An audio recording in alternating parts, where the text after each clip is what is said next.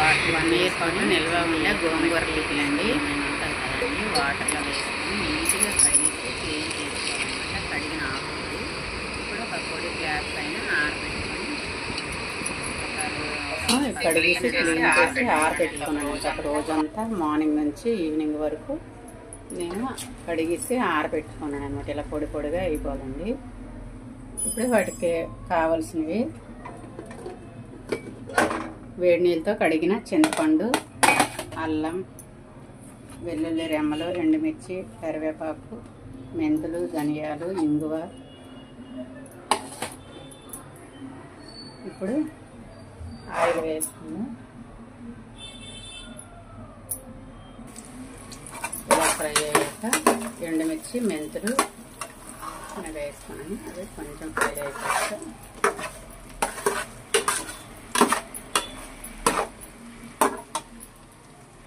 ఇప్పుడు ఫ్రై చేసుకునేవి ఒక ప్లేట్లోనికి తీసుకోవాలి. తీసుకున్నాక అదే పాన్లో ఈ గోంగూర ఉంది కదండి, గోంగూర కడిగి క్లీన్ చేసుకున్నాం కదా, మరి కొంచెం ఆయిల్ వేసుకొని మాత్రం ఆయిల్ వేసుకొని మళ్ళీ గోంగూరని కొంచెం కొంచెంగా నిలవ పచ్చడి కాబట్టి కొంచెం కొంచెం వేసుకొని ఫ్రై చేసుకోవాలండి.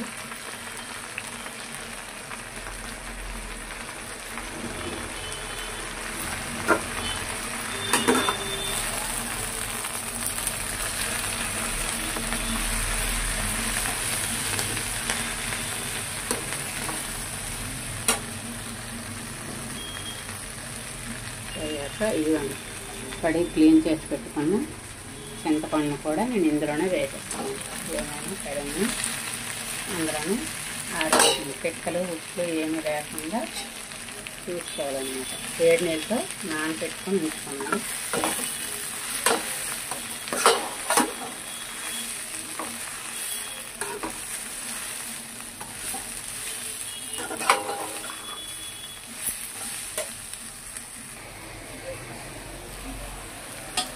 మరి కొంచెం ఆయిల్ ఇంకా వేసుకుంటున్నాను ఇంకా ఫ్రై అవ్వడం కోసం.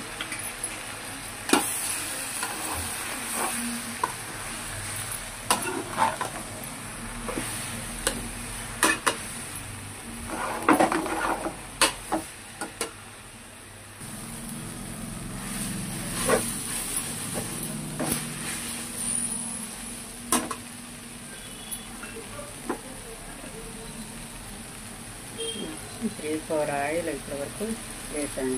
వంట జరుగుతుంది.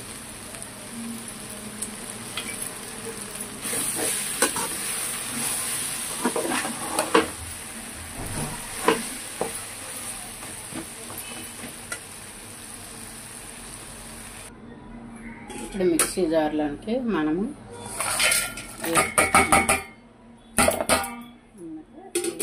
గ్రైండ్ చేసుకోవాలి. ఇప్పుడు ఇలా గ్రైండ్ అయ్యాయి కదా కచ్చపచ్చగా. ఇప్పుడు ఈ గోంగూరను కూడా అందులోనే చింతపండు వేసాం కదా, ఒక్కసారి ఒక తిప్పాలన్నమాట. వేసేసి అందులో ఉంది ఇంకా ఇదిగోండి కల్లుప్పు కూడా ఇందులో వేసుకొని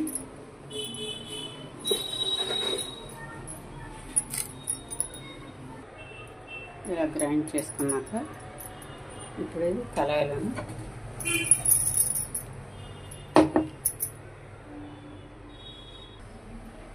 మిక్సీ జార్లో అంతా ఇలా పంపేసుకొని ఇప్పుడు ఆయిల్ పెట్టుకుంటున్నాను అన్నమాట.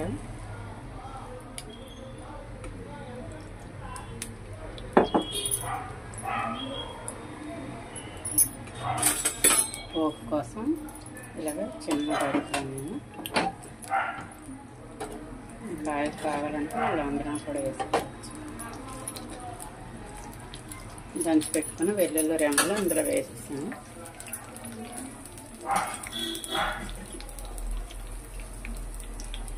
ఇప్పుడు మినపప్పు, శనగపప్పు అవి కూడా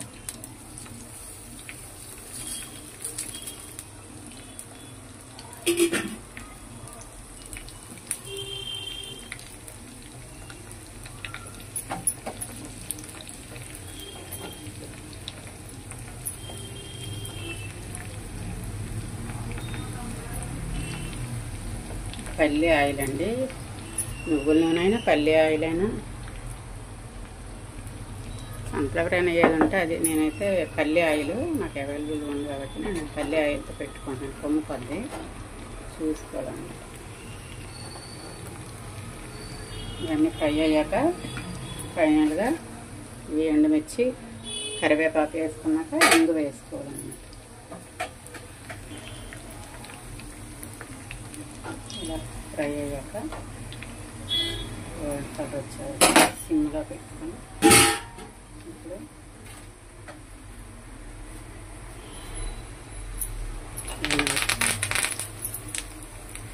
కరివేపాకు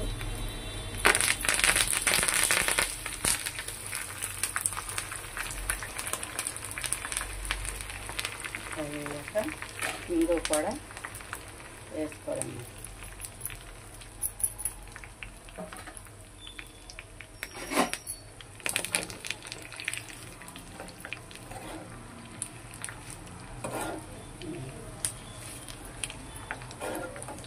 ఇందులో చిటికెడు పసుపు కూడా వేసుకుంటాం.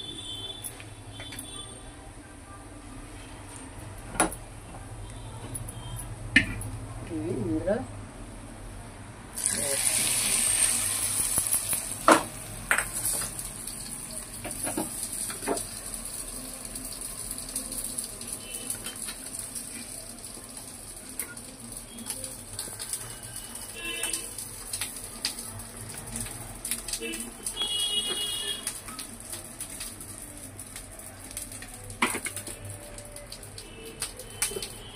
ఇప్పుడు నేను ధనియాలు, జీరా, ఆవాలు కలిపినవి పొడి చేసి ఉందనమాట. నేను ఇది వేసుకుంటున్నాను.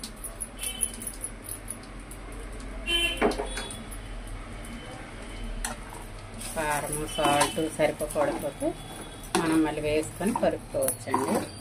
ఆయిల్ సరిపోకపోతే మళ్ళీ ఇదే కళాయిలో మళ్ళీ పెట్టుకొని నేను వేసుకుంటాను అన్నమాట. నిల్వ పచ్చడి కదా, ఆయిల్ ఉండాలి. ఇవ్వండి మరి కొంచెం కారము, సాల్ట్ కూడా ఎక్కువ పడతాయి కదా, ఎండుమిర్చి కారం తక్కువ ఉన్నాయేమనేసి మళ్ళీ నేను ఆయిల్ కూడా వేడి చేసి వేసుకుంటాను. ఇంగో కూడా ఇందులోనే వేసుకుంటాను. ఇందులో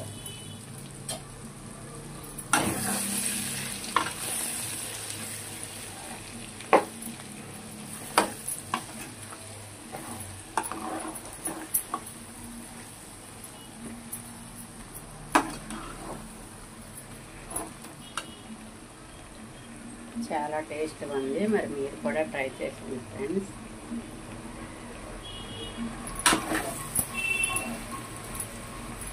కొంచెం సేపు అందులో ఏమైనా తేమ ఉంటే మన కింద గ్యాస్ స్టవ్ వెలిగించుకొని తాలింపు అయ్యాక అందులో కూడా ఈ గోంగూర అనేది కొంచెం ఉడికితే మనకి ఎన్ని రోజులైనా గోంగూర అనమాట పికిలో నిల్వ ఉంటుంది ఫ్రెండ్.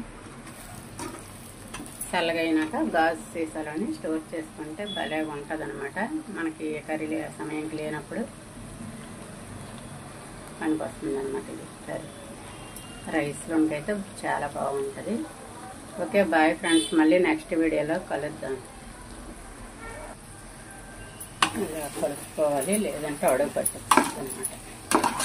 మందంగా ఉన్న కళాయి పెట్టుకుంటే నాన్ స్టిక్ అయినా ఇలా అడుగు పట్టదు అనమాట. ఓకే ఫ్రెండ్స్, ఫైనల్గా గోంగూర పికిలు రెడీ. మరి మీరు కూడా టేస్ట్ చూసేయండి. ఎలా వచ్చిందో నాకు కామెంట్ చేయండి ఫ్రెండ్స్, ఏదైనా మర్చిపోతే.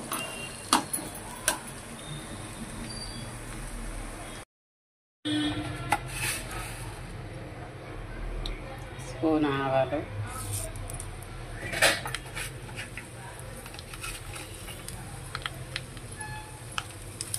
మెంతులు, స్పూన్ జీరా,